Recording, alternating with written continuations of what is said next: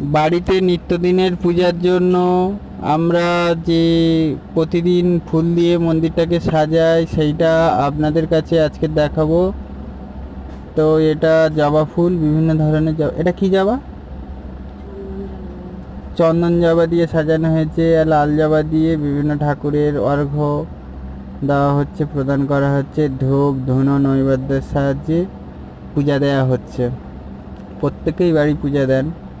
তো সেরকমভাবে আজকে সাজিয়ে ছোট্ট করে নিত্যদিনের পূজা আমরা দিচ্ছি। আপনাদের যদি ভালো লাগে অবশ্যই চ্যানেলটাকে সাবস্ক্রাইব করবেন এবং লাইক করবেন এবং শেয়ার করবেন, যাতে আমি এরকম আরও ভিডিও আপলোড করতে পারি। আর আপনারা ভিডিও দেখেন, সাবস্ক্রাইব করেন না, ওই জন্য আর ভিডিও দিতে ভালো লাগে না। আপনারা সাবস্ক্রাইব করুন। ধন্যবাদ সবাইকে।